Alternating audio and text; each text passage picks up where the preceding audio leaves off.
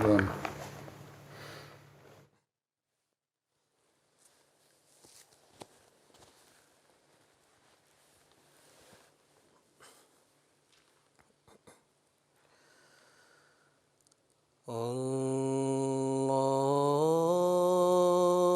الله أكبر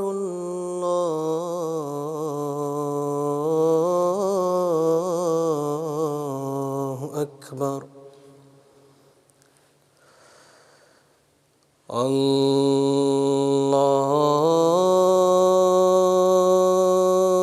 الله أكبر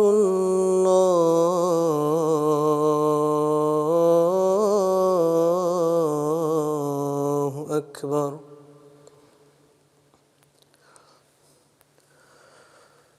أشهد أن لا إله إلا الله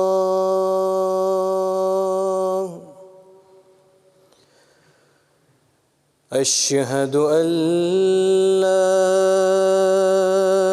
إله إلا الله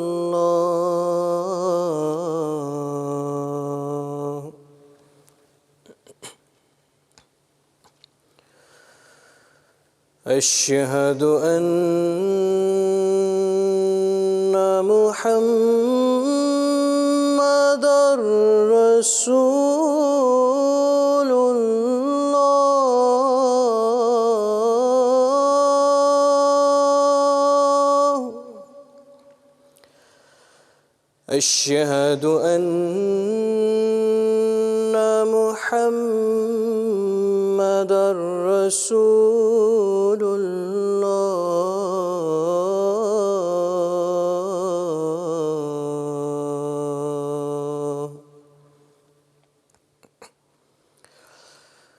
حي على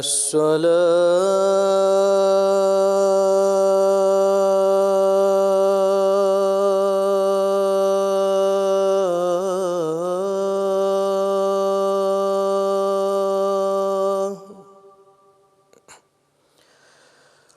حي على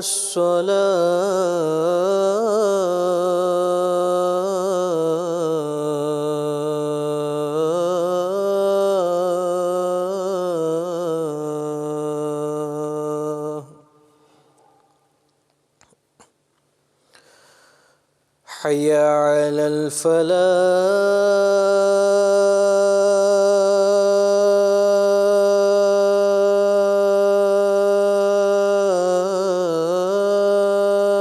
الفلاح حي على الفلاح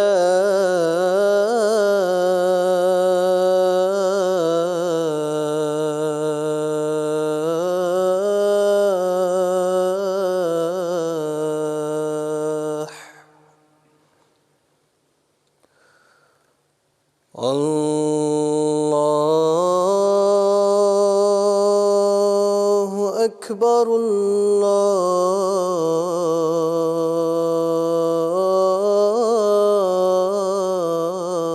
الله أكبر لا إله إلا الله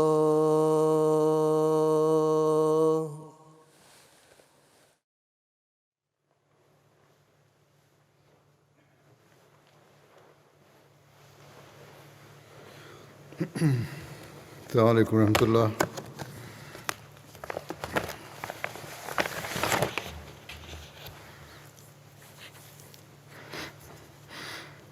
أشهد أن لا إله إلا الله وحده لا شريك له وأشهد أن محمدًا عبده ورسوله. أما بعد فأعوذ بالله من الشيطان الرجيم. بسم الله الرحمن الرحيم الحمد لله رب العالمين الرحمن الرحيم مالك يوم الدين إياك نعبد وإياك نستعين اهدنا الصراط المستقيم صراط الذين أنعمت عليهم غير المغضوب عليهم ولا الضالين.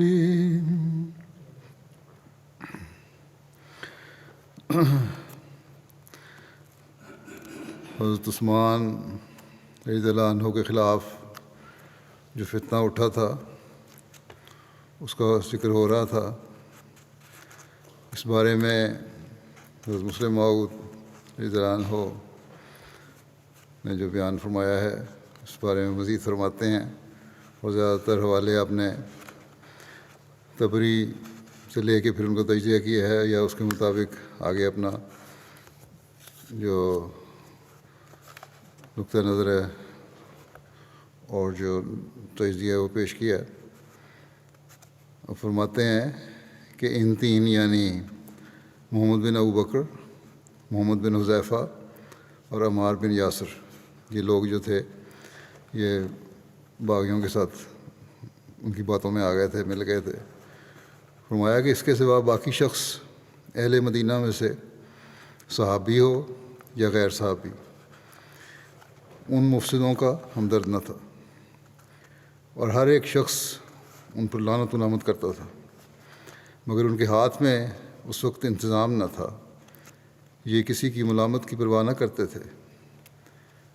20 دن تک یہ لوگ صرف زبانی طور پر کوشش کرتے رہے، یعنی مخالفین جو تھے، کہ کسی طرح حضرت عثمان خلافت سے دستبردار ہو جائیں، مگر حضرت عثمان نے اس امر سے صاف انکار کر دیا اور فرمایا کہ جو قمیض مجھے خدا تعالیٰ نے پہنائی ہے میں اسے اتار نہیں سکتا، اور نہ امت محمدیہ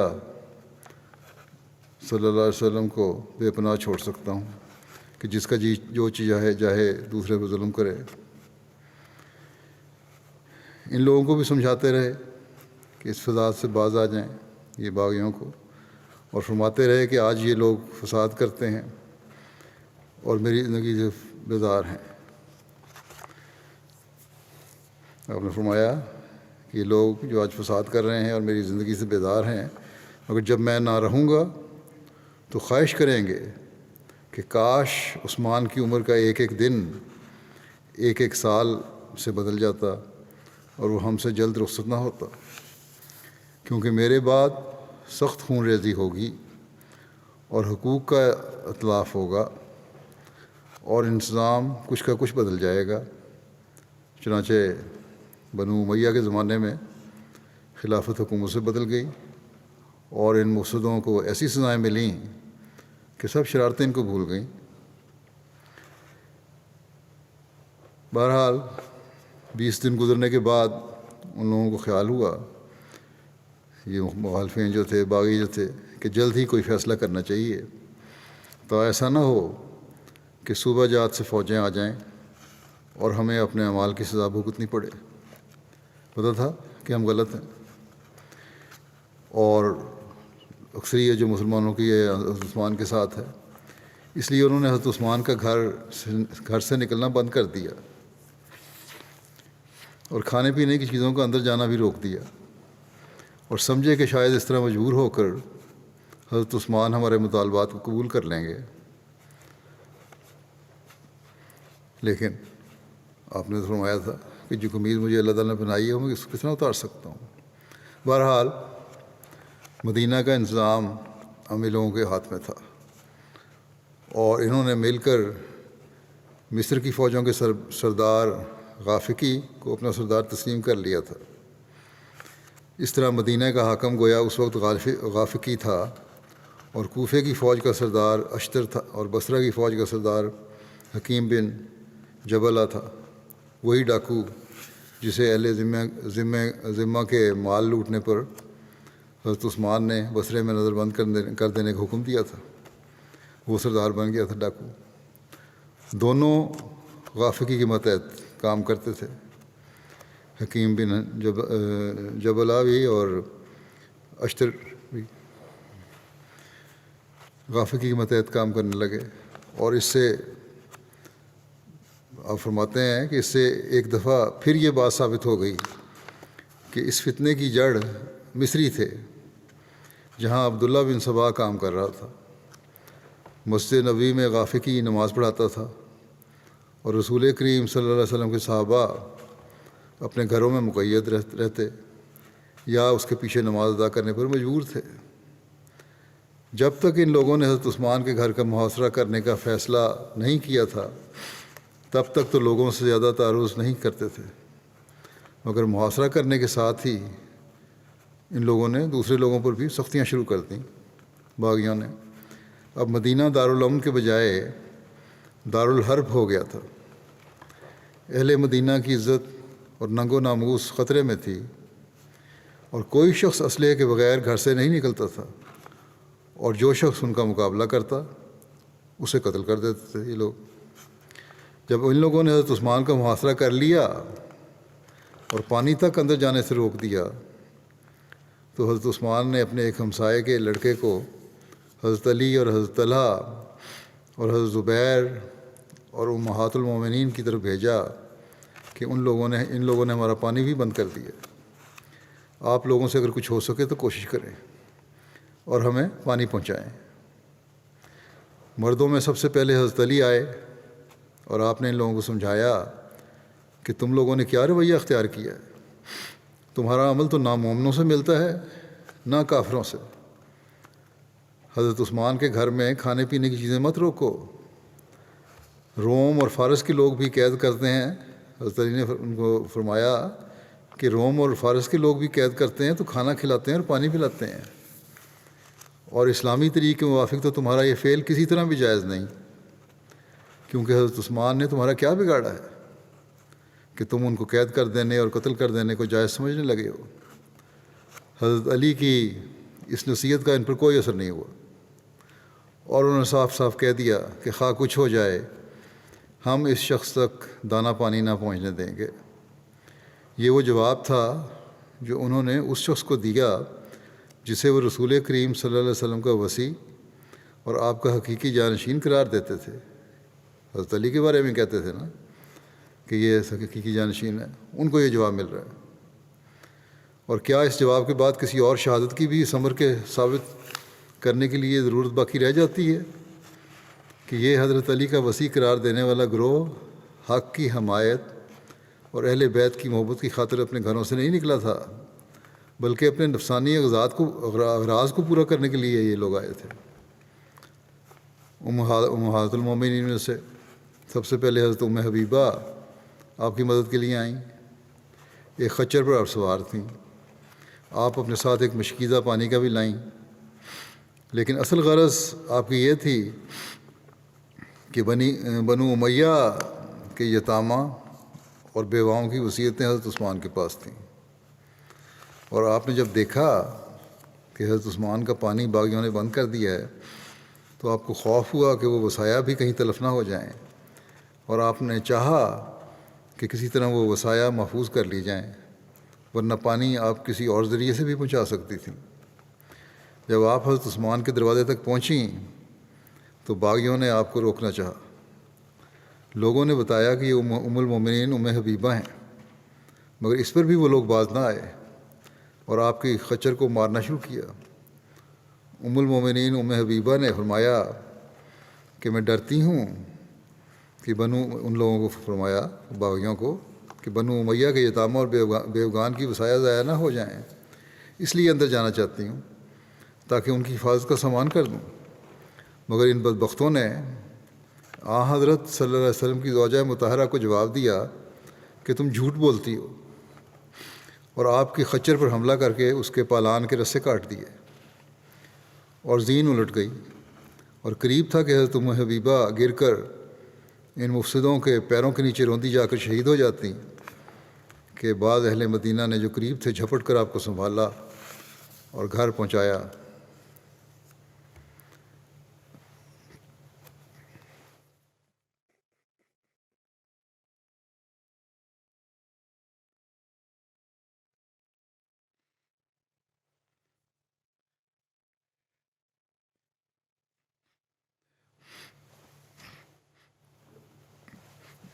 یہ وہ سلوک تھا جو ان لوگوں نے حضرت صلی اللہ علیہ وسلم کی زوجہ مطہرہ سے کیا۔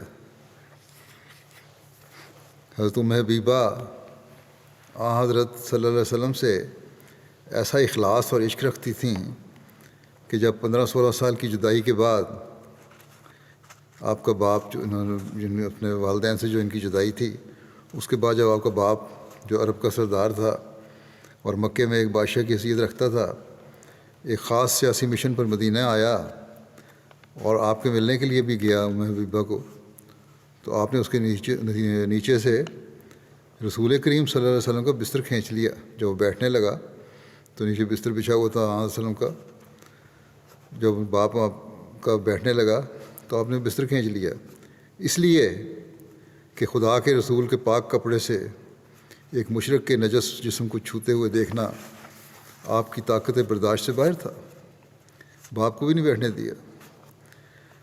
تعجب ہے کہ حضرت ام حبیبہ نے تو محمد رسول اللہ صلی اللہ علیہ وسلم کی غیبت میں آپ کے کپڑے تک کی حرمت کا خیال رکھا، مگر ان مفسدوں نے محمد رسول اللہ صلی اللہ علیہ وسلم کی غیبت میں آپ کے حرم محترم کی حرمت کا بھی خیال نہ کیا۔ نادانوں نے کہا کہ رسول کریم صلی اللہ علیہ وسلم کی بیوی جھوٹی ہیں، حالانکہ جو کچھ انہوں نے فرمایا تھا وہ درست تھا۔ حضرت عثمان بنو امیہ کے یتامہ کے ولی تھے، اور ان لوگوں کی بڑھتی ہوئی عداوت کو دیکھ کر آپ کا خوف درست تھا، ام حبیبہ کا خوف درست تھا کہ یتاموں اور بیواؤں کے اموال ضائع نہ ہو جائیں۔ جھوٹے وہ تھے جنہوں نے محمد رسول اللہ صلی اللہ علیہ وسلم کی محبت کا دعویٰ کرتے ہوئے ان کے دین کی تباہی کا بیڑا اٹھایا تھا۔ نہ ام المومنین ام حبیبہ، وہ آپ جھوٹی نہیں تھیں۔ حضرت ام حبیبہ کے ساتھ جو کچھ سلوک کیا گیا تھا، جب اس کی خبر مدینہ میں پھیلی تو صحابہ اور اہل مدینہ حیران رہ گئے اور سمجھ لیا کہ اب ان لوگوں سے کسی قسم کی خیر کی امید رکھنی فضول ہے۔ حضرت عائشہ نے اسی وقت حج کا ارادہ کر لیا اور سفر کی تیاری شروع کر دی۔ جب لوگوں کو معلوم ہوا کہ آپ مدینہ سے جانے والی ہیں تو بعض نے آپ سے درخواست کی کہ اگر آپ یہیں ٹھہریں تو شاید فتنے کے روکنے میں کوئی مدد ملے اور باغیوں پر کچھ اثر ہو، مگر انہوں نے انکار کر دیا اور فرمایا کہ کیا تم چاہتے ہو کہ مجھ سے بھی وہی سلوک ہو جو ام حبیبہ سے ہوا ہے؟ خدا کی قسم، میں اپنی عزت کو خطرے میں نہیں ڈال سکتی، کیونکہ وہ رسول کریم صلی اللہ علیہ وسلم کی عزت تھی۔ اگر کسی قسم کا معاملہ مجھ سے کیا گیا تو میری حفاظت کا کیا سامان ہوگا؟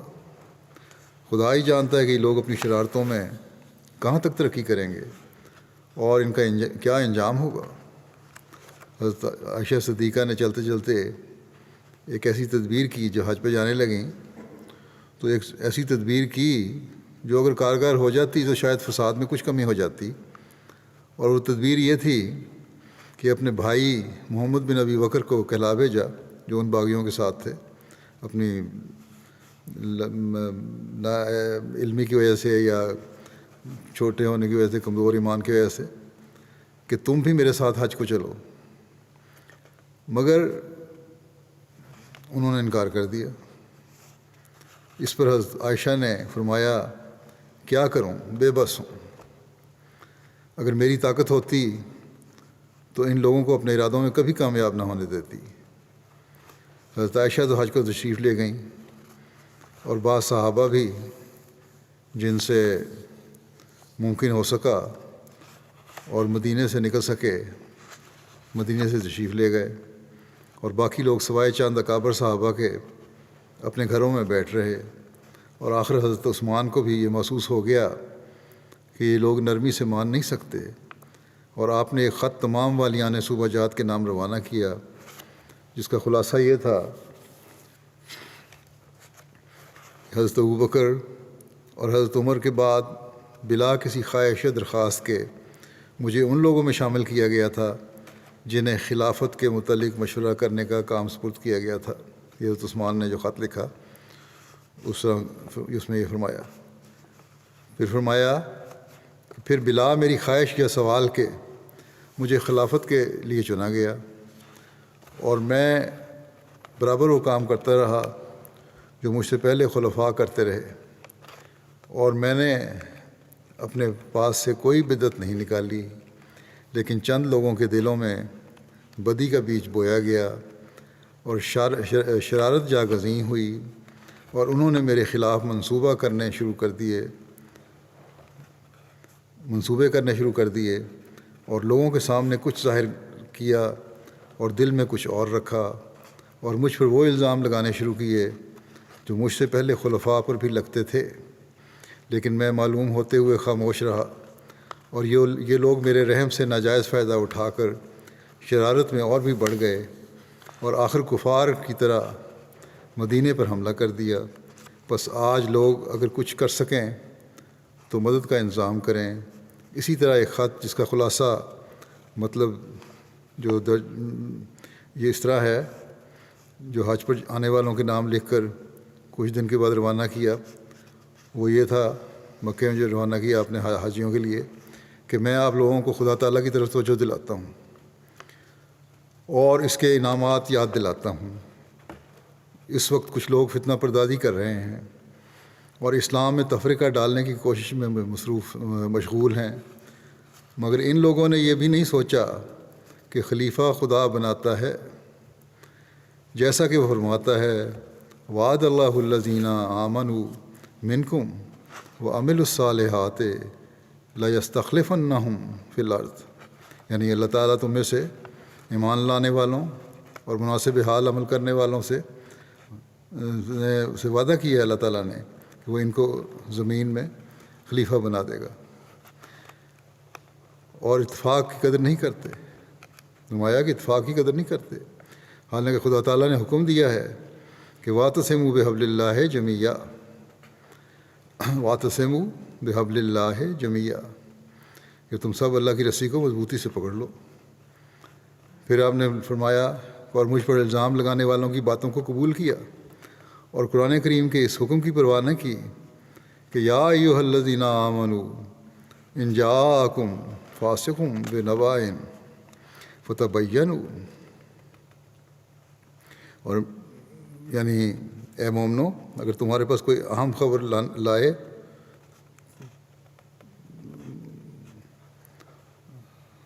کوئی تو اس کی تحقیق کرے، کوئی فاسق اہم خبر لائے تو اس کی تحقیق کر لیا کرو۔ اور پھر فرمایا کہ میری بیعت کا ادب نہیں کیا، حالانکہ اللہ تعالیٰ رسول کریم صلی اللہ علیہ وسلم کی نسبت فرماتا ہے کہ ان الذین یبایعونک انما یبایعون اللہ، یعنی وہ لوگ جو تیری بیعت کرتے ہیں وہ صرف اللہ کی بیعت کرتے ہیں۔ فرمایا اور میں رسول کریم صلی اللہ علیہ وسلم کا نائب ہوں، یعنی یہی حکم جو ہے، یہی بات جو ہے مجھ پر بھی لاگو ہوتی ہے کہ میں رسول کریم صلی اللہ علیہ وسلم کا نائب ہوں۔ کوئی امت بغیر سردار کے ترقی نہیں کر سکتی، اور اگر کوئی امام نہ ہو تو جماعت کا تمام کام خراب و برباد ہو جائے گا۔ یہ لوگ امت اسلامیہ کو تباہ و برباد کرنا چاہتے ہیں۔ پھر آپ نے آگے فرمایا تحریر کہ یہ لوگ امت اسلامیہ کو تباہ و برباد کرنا چاہتے ہیں، اور اس کے سوا ان کی کوئی غرض نہیں، کیونکہ میں نے ان کی بات کو قبول کر لیا تھا اور والیوں کے بدلنے کا وعدہ کر لیا تھا، مگر انہوں نے اس پر بھی شرارت نہ چھوڑی۔ اب یہ 3 باتوں میں سے ایک کا مطالبہ کرتے ہیں۔ اول یہ 3 مطالبے انہوں نے سامنے رکھے تھے باغیوں نے۔ اول یہ کہ جن لوگوں کو میرے عہد میں سزا ملی ہے ان سب کا قصاص مجھ سے لیا جائے۔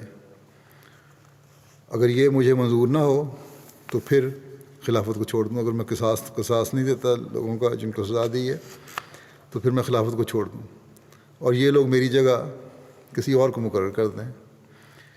یہ بھی نہ مانوں تو پھر یہ لوگ دھمکی دیتے ہیں کہ یہ لوگ اپنے تمام ہم خیال لوگوں کو پیغام بھیجیں گے کہ وہ میری اطاعت سے باہر ہو جائیں۔ پہلی بات کا تو جواب یہ ہے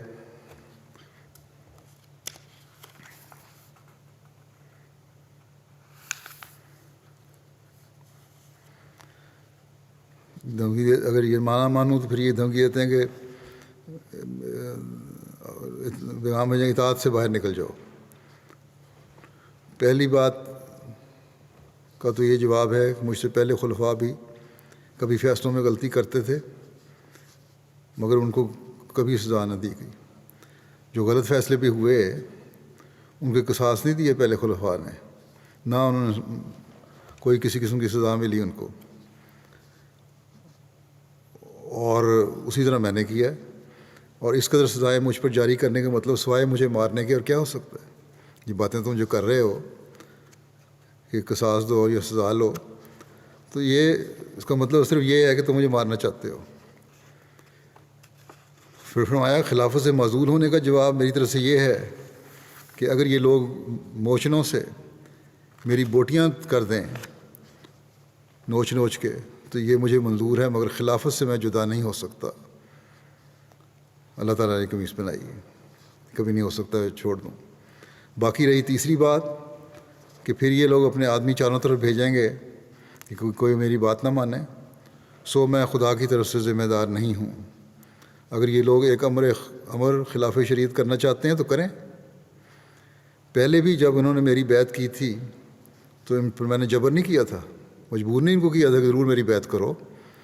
جو شخص عہد توڑنا چاہتا ہے میں اس کے اس فعل پر راضی نہیں، نہ خدا راضی ہے، خدا تعالیٰ راضی ہے۔ اب عہد کو توڑنا چاہتے تو توڑو، میں نہیں، نہ پہلے جبر کیا تھا نہ اب جبر کروں گا۔ ہاں میں راضی بہرحال نہیں، تم نے غلط، یہ ہے بہرحال غلط کام، اور اللہ تعالیٰ بھی اس پر راضی نہیں ہے۔ ہاں وہ اپنی طرف سے جو چاہے کرے۔ چونکہ حج کے دن قریب آ رہے تھے اور چاروں طرف سے لوگ مکہ مکرمہ میں جمع ہو رہے تھے، حضرت عثمان نے اس خیال سے کہ کہیں وہاں بھی کوئی فساد نہ کھڑا کریں یہ باغی، اور اس خیال سے بھی کہ حج کے لیے جمع ہونے والے مسلمانوں میں اہل مدینہ کی مدد کی تحریک کریں، حضرت عبداللہ بن عباس کو حج کا امیر بنا کر اپنے روانہ فرمایا۔ حضرت عبداللہ بن عباس نے بھی عرض کی کہ ان لوگوں سے جہاد کرنا مجھے زیادہ پسند ہے۔ آپ مجھے حج کے لیے بھیج رہے ہیں امیر بنا کے، لیکن میرا تو خواہش یہ ہے کہ میں ان لوگوں سے جہاد کروں۔ مگر حضرت عثمان نے ان کو مجبور کیا کہ وہ حج کے لیے جائیں اور حج کے ایام میں امیر حج کا کام کریں تاکہ مفسد وہاں اپنی شرارت نہ پھیلا سکیں، اور وہاں جمع ہونے والے لوگوں میں بھی مدینہ کے لوگوں کی مدد کی تحریک کی جاوے۔ اور مذکورہ والا خط آپ ہی کے ہاتھ روانہ کیا۔ جب ان خطوں کا ان مفسدوں کو علم ہوا تو انہوں نے اور بھی سختی کرنا شروع کر دی اور اس بات کا موقع تلاش کرنے لگے کہ کسی طرح لڑائی کا کوئی بہانہ مل جائے تو حضرت عثمان کو شہید کر دیں، مگر ان کی تمام کوششیں فضول جاتی تھیں اور حضرت عثمان کو کوئی موقع شرارت کا ملنے نہ دیتے تھے۔ آخر تنگ آ کر یہ تدبیر سوجھی کہ جب رات پڑتی اور لوگ سو جاتے تو حضرت عثمان کے گھر میں پتھر پھینکتے یہ لوگ، اور اس طرح اہل خانہ کو اشتعال دلاتے تاکہ جوش میں آ کر وہ بھی پتھر پھینکیں تو لوگوں کو کہہ سکیں کہ دیکھو انہوں نے ہم پہ حملہ کیا ہے۔ اس لیے ہم بھی جواب دینے پر مجبور ہیں۔ مگر حضرت عثمان نے اپنے تمام اہل خانہ کو جواب دینے سے روک دیا، کچھ نہیں دینا۔ ایک دن موقع پا کر دیوار کے پاس حضرت عثمان تشریف لائے اور فرمایا کہ اے لوگو، میں تو تمہارے نزدیک تمہارا گناہ گار ہوں، تم سمجھتے ہو نا مجھے گناہ گار، تو گناہ گار ہوں، مگر دوسرے لوگوں نے کیا قصور کیا؟ تم سمجھتے ہو کہ میں گناہ گار ہوں تو پھر مجھ سے جو زیادتی کرنی کرو، دوسرے لوگوں نے کیا قصور کیا ہے کہ تم پتھر پھینکتے ہو، دوسروں کو بھی چوٹ لگنے کا خطرہ ہوتا ہے اس سے۔ انہوں نے صاف انکار کر دیا کہ ہم نے پتھر نہیں پھینکے۔ حضرت عثمان نے فرمایا کہ اگر تم نے نہیں پھینکتے تو اور کون پھینکتا ہے؟ تو انہوں نے کہا کہ خدا تعالیٰ پھینکتا ہوگا، نعوذ باللہ من ذالک۔ حضرت عثمان نے فرمایا کہ تم لوگ جھوٹ بولتے ہو، اگر خدا تعالیٰ ہم پر پتھر پھینکتا تو اس کا کوئی پتھر خطا نہ جاتا، کوئی نشانے پر نہ یہ نہ ہوتا اس کا نشانہ اچک جاتا، لیکن تمہارے پھینکے ہوئے پتھر تو ادھر ادھر جا پڑتے ہیں۔ یہ فرما کر آپ ان کے سامنے سے ہٹ گئے۔ گو صحابہ کو اب حضرت عثمان کے پاس جمع ہونے کا موقع نہ دیا جاتا تھا، مگر پھر بھی وہ اپنے فرض سے غافل نہ تھے۔ مصلحت وقت کے ماتحت انہوں نے 2 حصوں میں اپنا کام تقسیم کیا ہوا تھا۔ جو سن رسیدہ تھے، بوڑھے تھے، اور جن کا اخلاقی اثر عوام پر زیادہ تھا، وہ تو اپنے اوقات کو لوگوں کو سمجھانے پر صرف کرتے، اور جو لوگ ایسا کوئی اثر نہ رکھتے تھے یا نوجوان تھے، وہ حضرت عثمان کی حفاظت کی کوشش میں لگے رہتے۔ اول ذکر جماعت میں سے حضرت علی اور حضرت سعد بن وقاص فاتح فارس فتنہ کے کم کرنے میں سب سے زیادہ کوشاں تھے۔ خصوصاً حضرت علی تو اس فتنے کے ایام میں اپنے تمام کام چھوڑ کر اس کام میں لگ گئے تھے۔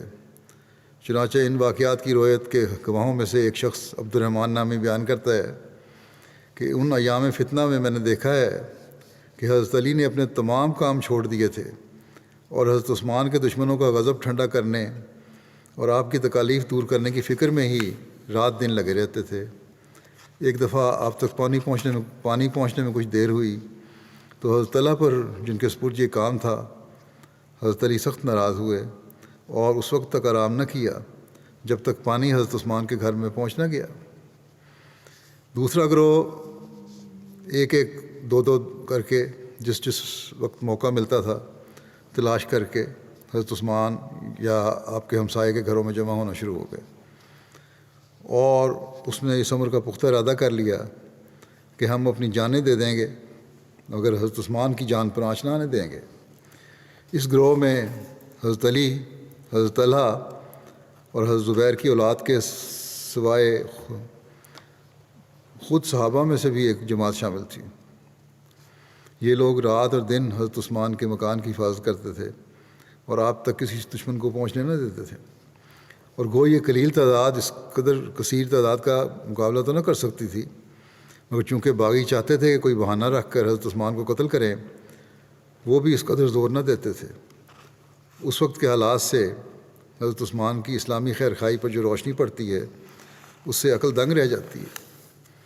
3000 کے قریب لشکر آپ کے دروازے کے سامنے پڑا ہے باغیوں کا، اور کوئی تدبیر اس سے بچنے کی نہیں، مگر جو لوگ آپ کو بچانے کی کوشش کرنا چاہتے ہیں ان کو بھی آپ روکتے ہیں کہ جاؤ اپنی جانوں کو خطرے میں نہ ڈالو، ان لوگوں کو صرف مجھ سے عداوت ہے، تم سے کوئی تعارض نہیں۔ آپ کی آنکھ اس وقت کو دیکھ رہی تھی جبکہ اسلام ان مفسدوں کے ہاتھوں سے ایک بہت بڑے خطرے میں ہوگا، اور صرف ظاہری اتحاد ہی نہیں بلکہ روحانی انتظام بھی پراگندہ ہونے کے قریب ہو جائے گا۔ اور آپ جانتے تھے کہ اس وقت اسلام کی حفاظت اور اس کے قیام کے لیے ایک ایک صحابی کی ضرورت ہوگی۔ بس آپ نہیں چاہتے تھے کہ آپ کی جان بچانے کی بے فائدہ کوشش میں صحابہ کی جانیں جائیں، اور سب کو یہی نصیحت کرتے تھے کہ ان لوگوں سے تعارض نہ کرو، اور چاہتے تھے کہ جہاں تک ہو سکے آئندہ فتنوں کو دور کرنے کے لیے وہ جماعت محفوظ رہے جس نے رسول کریم رسول اللہ صلی اللہ علیہ وسلم کی صحبت پائی ہے۔ مگر باوجود آپ کے سمجھانے کے جن صحابہ کو آپ کے گھر تک پہنچنے کا موقع مل جاتا وہ اپنے فرض کی ادائیگی میں کوتاہی نہ کرتے اور آئندہ کے خطرات پر موجودہ خطرے کو مقدم رکھتے، اور اگر ان کی جانیں اس عرصے میں محفوظ تھیں تو صرف اس لیے کہ ان لوگوں کو جلدی کی کوئی ضرورت نہ معلوم ہوتی تھی، یعنی ان لوگوں کو جو باغی تھے جلدی کی کوئی ضرورت محسوس نہ ہوتی تھی اور بہانہ کی تلاش تھی، لیکن وہ وقت بھی آخر آ گیا۔ بہانہ یہ تھا کہ اس طرح حضرت عثمان پہ حملہ کریں، لیکن وہ وقت بھی آخر آ گیا جب کہ زیادہ انتظار کرنا ناممکن ہو گیا، کیونکہ حضرت عثمان کا وہ دل کے ہلا دینے والا پیغام جو آپ نے حج پر جمع ہونے والے مسلمانوں کو بھیجا تھا حجاج کے مجمع میں سنا دیا گیا، اور وادی مکہ ایک سرے سے دوسرے سرے تک اس کی آواز سے گونج رہی تھی، اور حج پر جمع ہونے والے مسلمانوں نے فیصلہ کر لیا تھا کہ وہ حج کے بعد جہاد کے ثواب میں بھی محروم نہ رہیں گے، اور مصری مفسدوں اور ان کے ساتھیوں کو قلع کما کر کے چھوڑیں گے۔ مفسدوں کے جاسوسوں نے انہیں اس ارادے کی اطلاع دے دی، اور اب ان کے کیمپ میں سخت گھبراہٹ کے آثار تھے مفسدوں کے، حتیٰ کہ ان میں چہمگوئیاں ہونے لگی تھیں کہ اب اس شخص کے قتل کے سوا کوئی چارہ نہیں، اور اگر اسے ہم نے قتل نہ کیا تو مسلمانوں کے ہاتھوں سے ہمارے قتل میں اب کوئی شبہ نہیں۔ اس گھبراہٹ کو اس خبر نے اور بھی دوبالا کر دیا کہ شام اور کوفہ اور بصرے میں بھی حضرت عثمان کے خطوط پہنچ گئے ہیں، اور وہاں کے لوگ جو پہلے سے ہی حضرت عثمان کے احکام کے منتظر تھے، ان خطوط کے پہنچنے پر اور بھی جوش سے بھر گئے ہیں، اور صحابہ نے اپنی ذمہ داری کو محسوس کر کے مسجدوں اور مجلسوں میں تمام مسلمانوں کو ان کے فرائض کی طرف توجہ دلا کر ان مفسدوں کے خلاف جہاد کا فتویٰ دے دیا ہے، اور وہ کہتے ہیں کہ جس نے آج جہاد نہ کیا اس نے گویا کچھ بھی نہ کیا۔ کوفہ میں عقبہ بن عمرو، عبداللہ بن ابی اوفا اور حنظلہ بن ربیع التمیمی اور دیگر صحابہ کرام نے لوگوں کو اہل مدینہ کی مدد کے لیے ابھارا ہے، تو بصرے میں عمران بن حسین، انس بن مالک، ہشام بن عامر اور دیگر صحابہ نے، شام میں اگر عبادہ بن ثابت، ابو امامہ اور دیگر صحابہ نے حضرت عثمان کی آواز پر لبیک کہنے پر لوگوں کو اکسایا ہے، تو مصر میں خارجہ اور دیگر لوگوں نے اور سب ملکوں سے فوجیں اکٹھی ہو کر مدینہ کی طرف بڑھتی چلی آتی ہیں۔ غرض ان خبروں سے باغیوں کی گھبراہٹ اور بھی بڑھ گئی۔ آخر حضرت عثمان کے گھر پر حملہ کر کے بزور اندر داخل ہونا چاہا۔ صحابہ نے مقابلہ کیا اور آپس میں سخت جنگ ہوئی۔ گو صحابہ کم تھے، مگر ان کی ایمانی غیرت ان کی کمی کی تعداد کو پورا کر رہی تھی۔ جس جگہ لڑائی ہوئی، یعنی حضرت عثمان کے گھر کے سامنے، وہاں جگہ بھی تنگ تھی، اس لیے بھی مفسد اپنے کثرت سے زیادہ فائدہ نہ اٹھا سکے۔ حضرت عثمان کو جب اس لڑائی کا علم ہوا تو آپ نے صحابہ کو لڑنے سے منع کیا، مگر وہ اس وقت حضرت عثمان کو اکیلا چھوڑ دینا ایمانداری کے خلاف اور اطاعت کے حکم کے متضاد خیال کرتے تھے، اور باوجود حضرت عثمان کو اللہ کی قسم دینے کے انہوں نے لوٹنے سے انکار کر دیا۔ آخر حضرت عثمان نے ڈھال ہاتھ میں پکڑی اور باہر تشریف لائے، اور صحابہ کو اپنے مکان کے اندر لے گئے اور دروازے بند کرا دیے، اور آپ نے سب صحابہ اور ان کے مددگاروں کو وصیت کی کہ خدا تعالیٰ نے آپ لوگوں کو دنیا اس لیے نہیں دی کہ تم اس کی طرف جھک جاؤ، بلکہ اس لیے دی ہے کہ تم اس کے ذریعے سے آخرت کے سامان جمع کرو۔ یہ دنیا تو فنا ہو جائے گی اور آخرت ہی باقی رہے گی، بس چاہیے کہ فانی چیز تم کو غافل نہ کرے، باقی رہنے والی چیز کو فانی ہو جانے والی چیز پر مقدم کرو، اور خدا تعالیٰ کی ملاقات کو یاد رکھو اور جماعت کو پراگندہ نہ ہونے دو، اور اس نعمت الہی کو مت بھولو کہ تم ہلاکت کے گڑھے میں گرنے والے تھے، اور خدا تعالیٰ نے اپنے فضل سے تم کو نجات دے کر بھائی بھائی بنا دیا۔ اس کے بعد آپ نے سب کو رخصت کیا اور کہا کہ خدا تعالیٰ تمہارا حافظ و ناصر ہو، تم سب اپنے گھر سے باہر جاؤ، اب گھر سے باہر جاؤ اور ان صحابہ کو بلواؤ جن کو مجھ تک آنے نہیں دیا تھا، خصوصاً حضرت علی، حضرت طلحہ، حضرت زبیر کو۔ یہ لوگ باہر آ گئے اور دوسرے صحابہ کو بھی بلوایا گیا۔ اس وقت کچھ ایسی کیفیت پیدا ہو رہی تھی اور ایسی افسردگی چھا رہی تھی کہ باغی بھی اس سے متاثر ہوئے بغیر نہ رہے۔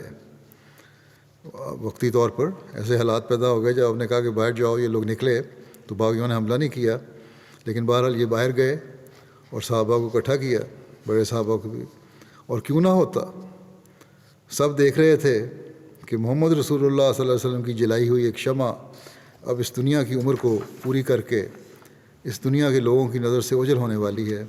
غرض باغیوں نے زیادہ تعرض نہ کیا اور سب صحابہ جمع ہوئے۔ انہوں نے بھی کچھ نہیں کہا، صحابہ کو جمع ہونے دیا۔ جب لوگ جمع ہو گئے تو آپ گھر کی دیوار پر چڑھے اور فرمایا میرے قریب ہو جاؤ۔ جب سب قریب ہو گئے تو فرمایا کہ اے لوگو بیٹھ جاؤ۔ اس پر صحابہ بھی اور مجلس کی ہیبت سے متاثر ہو کر باغی بھی بیٹھ گئے۔ جب سب بیٹھ گئے تو آپ نے فرمایا کہ اہل مدینہ، میں تم کو خدا تعالیٰ کے سپرد کرتا ہوں اور اس سے دعا کرتا ہوں کہ وہ میرے بعد تمہارے لیے خلافت کا کوئی بہتر انتظام فرما دے۔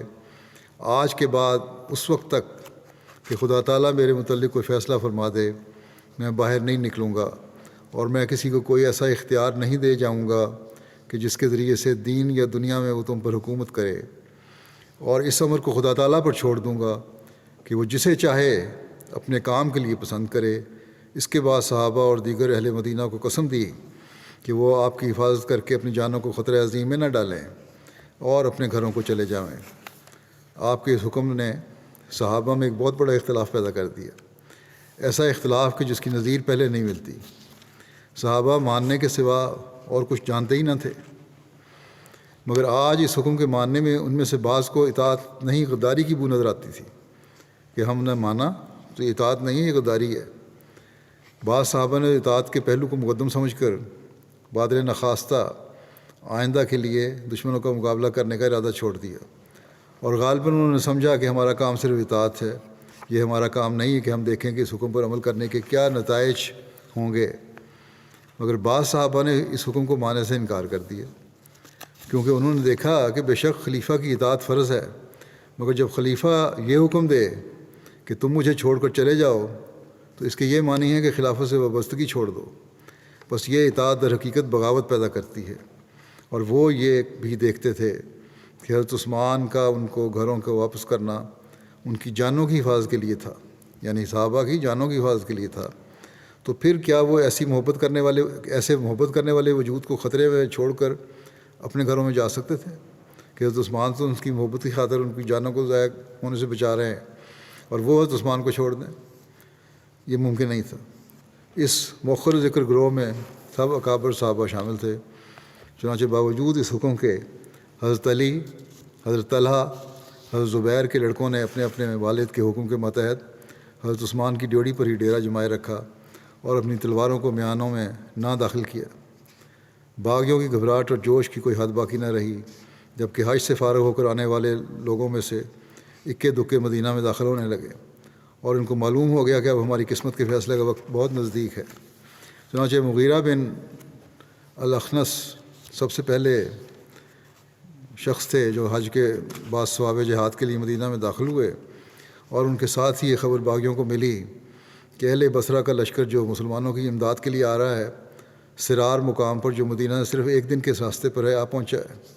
ان خبروں سے متاثر ہو کر انہوں نے فیصلہ کیا کہ جس طرح ہو اپنا مدعا کو جلد پورا کیا جائے، اور چونکہ وہ صحابہ اور ان کے ساتھی جنہوں نے باوجود حضرت عثمان کے منع کرنے کے حضرت عثمان کی حفاظت نہ چھوڑی تھی، اور صاف کہہ دیا تھا کہ اگر ہم آپ کو باوجود ہاتھوں میں طاقت مقابلہ ہونے کے چھوڑ دیں تو خدا تعالیٰ کو کیا منہ دکھائیں گے۔ بوجہ اپنی قلت تعداد اب مکان کے اندر کی طرف سے حفاظت کرتے تھے، اور دروازہ تک پہنچنا باغیوں کے لیے مشکل نہ تھا۔ انہوں نے دروازے کے سامنے لکڑیوں کے انبار جمع کر کے آگ لگا دی تاکہ دروازہ جل جائے اور اندر پہنچنے کا راستہ مل جائے۔ صحابہ نے اس بات کو دیکھا تو اندر بیٹھنا مناسب نہ سمجھا، تلواریں پکڑ کر باہر نکلنا چاہا، مگر حضرت عثمان نے اس بات سے روکا اور فرمایا کہ گھر کو آگ لگانے کے بعد اور کون سی بات رہ گئی ہے؟ اب جو ہونا تھا وہ ہو چکا، تم لوگ اپنی جانوں کو خطرے میں نہ ڈالو اور اپنے گھروں کو چلے جاؤ۔ ان لوگوں کو صرف میری ذات سے عداوت ہے، مگر جلد یہ لوگ اپنے کیے پر پشیمان ہوں گے۔ میں ہر ایک شخص کو جس پر میری اطاعت فرض ہے اس کے فرض سے سبکدوش کرتا ہوں اور اپنا حق معاف کرتا ہوں، مگر صحابہ نے اور دیگر لوگوں نے اس بات کو تسلیم نہ کیا اور تلواریں پکڑ کر باہر نکلے۔ ان کے باہر نکلتے وقت حضرت ابو ہریرہ بھی آ گئے، اور باوجود اس کے کہ وہ فوجی آدمی نہ تھے وہ بھی ان کے ساتھ مل گئے، اور فرمایا کہ آج کے دن کی لڑائی سے بہتر اور کون سی لڑائی ہو سکتی ہے۔ اور پھر باغیوں کی طرف دیکھ کر فرمایا، یا قوم مالی ادعوکم الی النجات وتدعوننی الی النار۔ یا قوم مالی ادعوکم الی النجات وتدعوننی الی النار۔ یعنی اے میری قوم، کیا بات ہے کہ میں تم کو نجات کی طرف بلاتا ہوں اور تم لوگ مجھے کو آگ کی طرف بلاتے ہو۔ یہ لڑائی ایک خاص لڑائی تھی، اور مٹھی بھر صحابہ جو اس وقت جمع ہو سکے انہوں نے اس لشکر عظیم کا مقابلہ جان توڑ کر کیا۔ حضرت امام حسن جو نہایت صلح جو بلکہ صلح کے شہزادے تھے، انہوں نے بھی اس دن رجز پڑھ پڑھ کر دشمن پر حملہ کیا۔ ان کا اور محمد بن طلحہ کا اس دن کا رجز خاص طور پر قابل ذکر ہے، کیونکہ ان سے ان کے دلی خیالات کا خوب اندازہ ہو جاتا ہے۔ حضرت امام حسن یہ شعر پڑھ کر باغیوں پر حملہ کرتے تھے کہ لا دینہم دینی ولا انا منہم حتیٰ اسیرا الی تمار شمام، یعنی ان لوگوں کا دین میرا دین نہیں اور نہ ان لوگوں سے میرا کوئی تعلق ہے، اور میں ان سے اس وقت تک لڑوں گا کہ شمام پہاڑ کی چوٹی تک پہنچ جاؤں۔ شمام عرب کا ایک پہاڑ ہے جس کو بلندی پر پہنچنے اور مقصد کے اصول سے مشابہت دیتے ہیں۔ بہر حضرت امام حسن کا یہ مطلب ہے کہ جب تک میں اپنے مدعا کو نہ پہنچ جاؤں اس وقت تک میں برابر ان سے لڑتا رہوں گا اور ان سے صلح نہ کروں گا، کیونکہ ہم میں سے کوئی معمولی اختلاف نہیں کہ بغیر ان پر فتح پانے کے ہم ان سے تعلق قائم کر لیں۔ یہ تو وہ خیالات ہیں جو اس شہزادہ صلح کے دل میں موجزن تھے۔ اب ہم طلحہ کے لڑکے محمد کا رجز لیتے ہیں۔ وہ کہتے ہیں انا ابن من حاما علیہ بأحد ورد احزابا علی رغم معدن، یعنی میں اس کا بیٹا ہوں جس نے رسول کریم صلی اللہ علیہ وسلم کی حفاظت احد کے دن کی تھی، اور جس نے باوجود اس کے کہ عربوں نے سارا زور لگایا تھا ان کو شکست دے دی تھی۔ یعنی آج بھی احد کی طرح کا ایک واقعہ ہے، اور جس طرح میرے والد نے اپنے ہاتھ کو تیروں سے چھلنی کروا دیا تھا مگر رسول کریم صلی اللہ علیہ وسلم کو آنچ نہ آنے دی تھی، میں بھی ایسا ہی کروں گا۔ حضرت عبداللہ بن زبیر بھی اس لڑائی میں شریک ہوئے اور بری طرح زخمی ہوئے۔ مروان بھی سخت زخمی ہوا اور موت تک پہنچ کر لوٹا۔ مغیرہ بن الاخنس مارے گئے۔ جس شخص نے ان کو مارا تھا اس نے دیکھ کر کہ آپ زخمی ہی نہیں ہوئے بلکہ مارے گئے ہیں، زور سے کہا انا للہ و انا الیہ راجعون۔ سردار لشکر نے اسے ڈانٹا کہ اس خوشی کے موقع پر افسوس کا اظہار کرتے ہو؟ اس نے کہا کہ آج رات میں نے رویا میں دیکھا تھا کہ ایک شخص کہتا ہے کہ مغیرہ کے قاتل کو دوزخ کی خبر دو، بس یہ معلوم کر کے کہ میں ہی اس کا قاتل ہوں مجھے اس کا صدمہ ہونا لازمی تھا۔ مذکورہ والا لوگوں کے سوا اور لوگ بھی زخمی ہوئے اور مارے گئے، اور حضرت عثمان کی حفاظت کرنے والی جماعت اور بھی کم ہو گئی۔ لیکن اگر باغیوں نے باوجود آسمانی انظار کے اپنی ضد نہ چھوڑی اور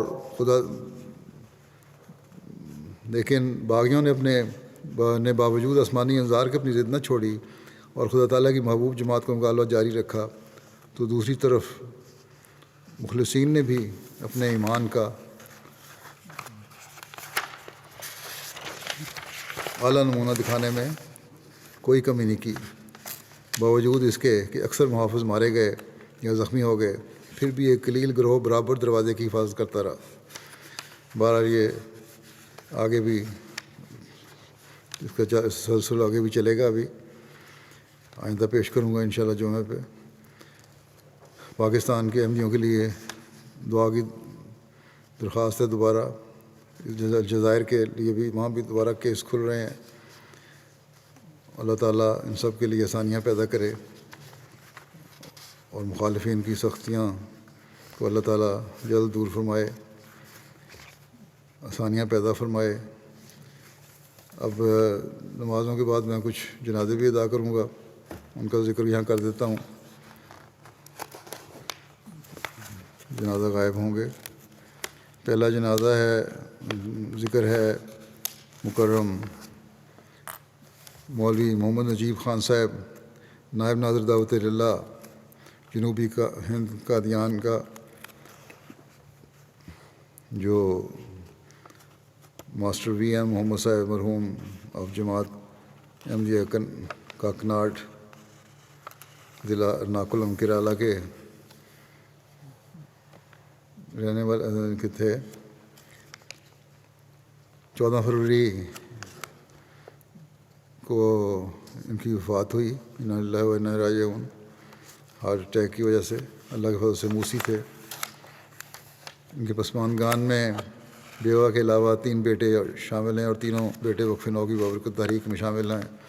ایک بیٹا جامعہ احمدیہ میں پڑھ رہا ہے۔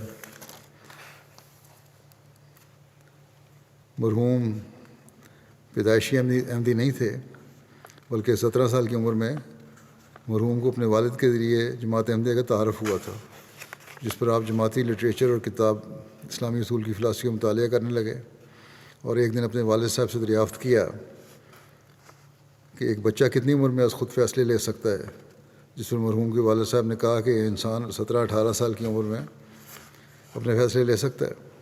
اس پر مرحوم نے مولانا محمد علوی صاحب کے ذریعے بیعت کر کے جماعت میں شمولیت اختیار کی۔ بیعت کے حوالے سے مولانا علوی صاحب کہتے ہیں، اپنی ایک خواب بیان کرتے ہیں کہ انہوں نے خواب میں دیکھا تھا کہ ان کی طرف کئی ستارے آ رہے ہیں، جن میں سے ایک چھوٹا ستارہ بڑی تیزی سے ان کی آ رہا ہے۔ تو علی صاحب اس چھوٹے ستارے سے مراد مولوی محمد نجیب خان صاحب مرحوم کو لیا کرتے تھے۔ بہرحال آپ اپنے گھر میں سب سے پہلے بیعت کرنے والے تھے۔ ان کے والد جانتے تھے کہ وہ جماعت کو، لیکن احمدی نہیں ہوئے تھے۔ بعد میں مرحوم کی کوششوں سے ہی والدہ، بھائیوں اور والد نے بیعت کی۔ بیعت کے بعد مرحوم نے خواب کی بنا پر جامعہ احمدیہ میں داخلہ لیا اور بطور وقف زندگی سلسلہ خدمت کا فیصلہ کر لیا۔ پھر ان کی فرانس سے فراغت کے بعد ان میں قادیان میں ہندوستان میں ان کی تقرری ہوئی، پہلے چندی گڑھ میں، پھر مختلف جگہوں پہ مبلغ کے طور پر کام کیا انہوں نے۔ پھر ان کو میں نے نائب نظر دعوت علیہ مقرر کیا۔ اسی طرح نائب انچارج شعبہ نور الاسلام تبلیغ کا کام بڑی اچھی طرح کر رہا ہے وہاں۔ وہاں انہوں نے کام کیا۔ آپ 100 صلات کے پابند تھے، تہجد گزار، خلافت کے سچی وابستگی رکھنے والے، وفاداری اور سچی محبت اور عقیدت رکھتے تھے۔ ہر کام خلوص کے ساتھ نہایت سنجیدگی اور سلیقے سے بر وقت ادا کرتے تھے۔ ان کی فطرت میں شامل تھا کہ کام کو بڑی سنجیدگی سے کریں اور بر وقت کریں۔ عبادت کی طرف خاص توجہ تھی، گھر والوں کو بھی اس طرح توجہ دلاتے تھے۔ حقوق العباد کی ادائیگی میں بھی خاص حصہ لیتے تھے۔ شیراز صاحب شعبہ نور الاسلام کے جو انچارج ہیں وہ لکھتے ہیں کہ باقاعدگی کے ساتھ بیت الدعا میں دعا کرتے تھے آ کے۔ وہ شریف النفس تھے، دین کی بلوث خدمت کا جذبہ رکھتے تھے، خلیفہ وقت کی تربیتی اور تبلیغی ٹارگٹس کو پورا کرنے میں مصروف رہتے تھے۔ جماعتی کتب کے ملیالم زبان میں تراجم اور ترجمہ شدہ کتب کے ریویو اور چیکنگ کی بھی ان کو توفیق ملی۔ نظر و ارشاد قادیان نے مرحوم کی ان خدمات کے حوالے سے لکھا ہے کہ مرحوم کو کتاب الوصیت، تجلیات الہیہ، عرفان الہی، قاعدہ یسر القرآن اور میرے خطبات بابت تحریک وقف نو کے ملیالم زبان میں ترجمہ کرنے کی توفیق ملی۔ اسی طرح تفسیر صغیر کے ملیالم ترجمہ کی ری پرنٹنگ کے وقت اس کی چیکنگ کی بھی ان کو توفیق ملی۔ ان کی ایک کتاب نصاب تعلیم 3 حصص بزبان ملیالم میں بھی ہے۔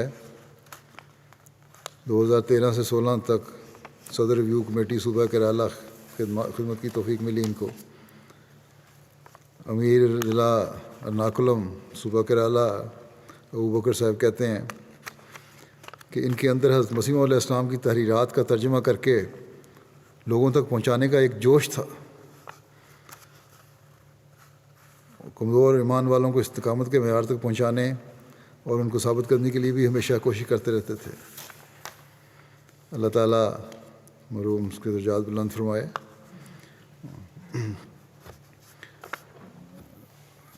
دوسرا جنازہ ہے، ذکر ہے نذیر احمد خادم صاحب کا، جو چودھری احمد دین صاحب چٹھا کے بیٹے تھے،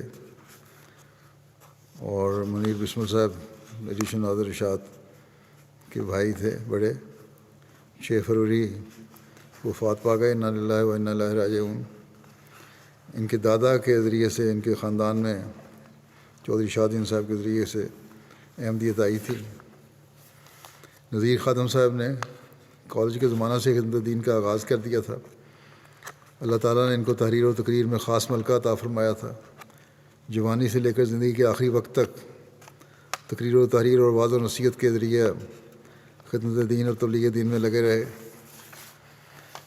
خدام الانبیاء روا نے معاون صدر رہے، پھر معتمد کے طور پر خدمت کی توفیق ملی، پھر نائب امیر ضلع بہاول نگر بھی رہے، نائب قائد عمومی مجلس انصار اللہ کی خدمت کی توفیق ملی، قاضی دارالقضاء روا کے قاضی بھی رہے۔ اللہ تعالیٰ ان سے مغفرت کا سلوک فرمائے اور ان کے لوائقین کو ان کی نیکیوں کو جاری رکھنے کی، ان کے بچوں کو ان کی نیکیوں کو جاری رکھنے کی توفیق عطا فرمائے۔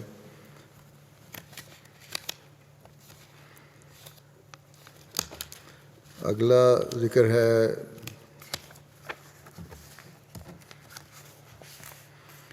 مکرم الحاج ڈاکٹر نانا مصطفیٰ اٹی بوٹنگ صاحب، جو الحاجی چوچو کے نام سے معروف تھے گھانا میں۔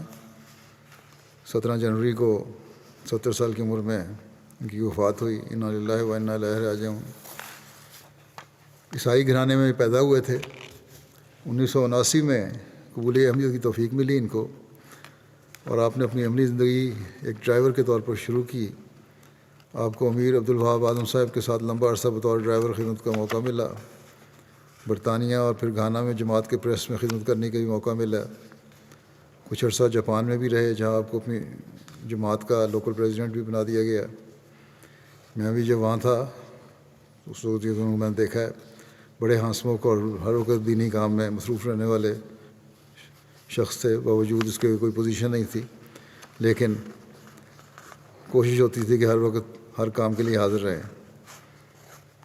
انہوں نے پھر بعد میں اپنا بزنس شروع کر دیا اور پھر ترقی کرتے کرتے گھانا کے معروف بزنس مینوں میں ان کا شمار ہونے لگا۔ ان کی ایک فیکٹری بھی تھی اور چوچو انڈسٹری کے نام سے اس کے پھر اللہ تعالیٰ اس بزنس کی کامیابی کو خدا تعالیٰ کے فضل کے ساتھ خلیفہ وقت کی دعاؤں اور قربانی کے جذبے کی طرف منسوب کیا کرتے تھے۔ مالی قربانیاں بہت کیں۔ بطور نیشنل سیکرٹری جداد گھانا 11 سال تک ان کو خدمت کے موقع ملا۔ ریجنل پریزیڈنٹ کے طور پر خدمت کی توفیق ملی۔ مرحوم اللہ تعالیٰ کے فضل سے موسی تھے۔ آپ کے پسماندگان میں 3 بیویاں اور 3 بیٹیاں شامل ہیں۔ آپ کا ایک بیٹا بھی تھا جو چند سال قبل وفات پا گیا تھا۔ مبارک احمد عادل صاحب وہاں مشنری ہیں کوفریڈوا کے، وہ لکھتے ہیں کہ آپ کی خوبیوں میں دین و انسانیت کی خدمت کے لیے وقت اور مال کی بے طریق قربانی اور عاجزی بہت نمایاں تھی۔ نماز، تہجد اور 5 وقتہ نمازوں کی ادائیگی کا خصوصی خیال رکھتے تھے۔ چندہ جات کی باقاعدہ اور بروقت ادائیگی کرتے۔ آپ نے ایک مسجد کلیتاً اپنے خرچ سے بنوائی اور متعدد مساجد کی تعمیر میں نصف سے زائد خرچ ادا کیے۔ اسی طرح بعض مشن ہاؤسز کی تعمیر اور مرمت میں بھی بڑا حصہ لیا۔ جماعتی زمینوں پر جب کوئی قبضہ یا دیگر مسئلہ وغیرہ پیدا ہوتا، قانونی چارہ جوئی کرنے کے لیے خود وکیل کر کے اس کی پیروی کرتے، تمام اخراجات اپنی جیب سے ادا کرتے، جماعت سے نہیں لیتے تھے۔ احمدیت کے پیغام کی تبلیغ کے لیے آپ کے دل میں ایک خاص جذبہ اور شوق تھا۔ والدین کو بھی آپ نے تبلیغ کر کے احمدیت میں داخل کیا۔ 10 سال سے زائد عرصے تک ایک ریڈیو اسٹیشن جو گھانا کی نصف آبادی تک سنا جاتا ہے اپنے خرچ پر، اس میں نصف گھنٹے کا تبلیغی پروگرام کرواتے رہے، جو اب بھی جاری ہے۔ پھر ان کا ایک ٹی وی چینل بھی تھا، اس میں بھی اپنے خرچ پر روزانہ یہ پروگرام کرواتے رہے تبلیغ کا، ہفتہ وار، اور ویڈیو پروگرام بھی ہوتا تھا، تبلیغ کے حوالے سے نشریات ہوتی تھیں۔ ان پروگراموں کے ذریعے سے لاکھوں افراد تک جماعت کا پیغام پہنچا اور سینکڑوں کو قبول احمدیت کی توفیق بھی ملی۔ ایک گاڑی محض تبلیغی کاموں کے لیے وقف کر رکھی تھی۔ تبلیغی تربیتی ذمہ داریوں کی ادائیگی میں سہولت اور تیزی پیدا کرنے کی غرض سے آپ نے بعض معلمین اور مربیان کو موٹر سائیکلیں اور بعض کو کاریں بھی لے کر دی تھیں۔ پوشیدہ طور پر بھی ان کی مالی مدد کیا کرتے تھے، اور افراد جماعت کو نصیحتاً کہا کرتے تھے کہ احمدیت کو اپنی ذاتی اور قیمتی پراپرٹی کی طرح محبوب اور عزیز جان کر اخلاص کے ساتھ اس کی خدمت اور حفاظت کرنی چاہیے۔ تبلیغ کے لیے ہر قسم کی قربانی کیا کریں، اس سے اللہ تعالیٰ بھی آپ پر اپنے بے شمار فضل اور احسان کرے گا، اور خود اس کا نمونہ تھے یہ۔ دوسروں کو جو نصائح کرتے اپنے عملی نمونہ بھی اس کے مطابق رکھنے کی کوشش کرتے۔ کفریڈوا ریجنل ہسپتال جو ریجن کا سب سے بڑا ہسپتال ہے، اس کی سڑکیں بعض ٹوٹ پھوٹ گئی تھیں، اندر مریضوں کے لیے بہت دقتیں پیش آتی تھیں۔ اپنے خرچ پر نئے سرے سے انہوں نے سڑک تعمیر کروائی، اور افتتاح کے لیے ریجنل منسٹر اور سیاسی شخصیات، ڈاکٹرز، میڈیا وغیرہ سب آیا ہوا تھا وہاں، سب تقریباً غیر احمدی تھے یا عیسائی تھے۔ آپ نے اس موقع پر اپنا اظہار خیال کرتے ہوئے کہا کہ میں ایک احمدی مسلمان ہوں اور مسیح کی آمد ثانی مرزا غلام احمد قادیانی پر ایمان رکھتا ہوں۔ مسیح موعود اور آپ کے خلفاء نے مجھے حقوق اللہ کی ادائیگی کے لیے انسانیت کی خدمت کرنا بھی سکھایا ہے، جس کی وجہ سے بطور احمدی مسلمان میں انسانوں سے ہمدردی اور ان کی تکلیف دور کرنے کی کوشش کرنا اپنا فرض سمجھتا ہوں، اور یہی وجہ ہے کہ میں نے یہ سڑک بنوائی ہے ہسپتال میں۔ 48 سال کی عمر میں آپ نے قرآن کریم دوبارہ معلم جمال الدین صاحب کے ذریعے سے پڑھا، اور اصل قرآن بھی دوبارہ سیکھا تھا کہ تلفظ صحیح ہو، پھر باقاعدہ ترجمے کے ساتھ تلاوت کی عادت رکھی، اور بہت غور کیا کرتے تھے۔ بہت سے بچوں کو آپ نے اڈاپٹ کیا تھا، ان کی رہائش کے لیے اپنے گھر میں کمرے مہیا کیے ہوئے تھے، ان کی دینی اور دنیاوی تعلیم کا بھی انتظام کیا ہوا تھا۔ غرض کے بے شمار نیکیاں کرنے والے شخص تھے۔ اللہ تعالیٰ ان سے مغفرت رحم کو سلوک فرمائے، درجات بلند کرے، اور ان کے لوائقین کو بھی ان کی نیکیوں کو جاری کرنے کی توفیق عطا فرمائے۔ اگلا جو ذکر ہے وہ مکرم غلام نبی صاحب ابن فضل الدین صاحب روا کا ہے۔ یہ ضیاء الرحمن صاحب طیب مربی سلسلہ گابون کے والد تھے، جو 2 فروری کو وفات پا گئے۔ انا للہ و انا الیہ راجعون۔ پیدائشی احمدی تھے، بینک کی ملازمت کیا کرتے تھے، وہاں سے ریٹائر ہوئے تو پھر ڈسکا میں آ کے آباد ہوئے، وہاں کے سیکرٹری مال رہے، نائب صدر بھی رہے، جنرل سیکرٹری بھی رہے، زعیم انصار اللہ بھی رہے، امام الصلاۃ کے طور پر خدمات انجام دیں، تہجد کے پابند نمازیں کوشش کر کے مسجد میں ادا کرتے تھے، باقاعدہ بآواز بلند قرآن کریم کی تلاوت کرنے والے انتہائی شفیق، ہمدرد، نرم دل اور صابر و شاکر انسان تھے۔ ضیاء الرحمن صاحب طیب مربی سلسلہ جو ہیں گابون کے، جیسے کہ میں نے کہا ان کے والد تھے، اور حالات کی وجہ سے اپنے والد کے جنازے اور تدفین میں شامل نہیں ہو سکے مربی صاحب۔ اللہ تعالیٰ ان کو بھی صبر اور حوصلہ عطا فرمائے اور مرحوم کے درجات بلند فرمائے۔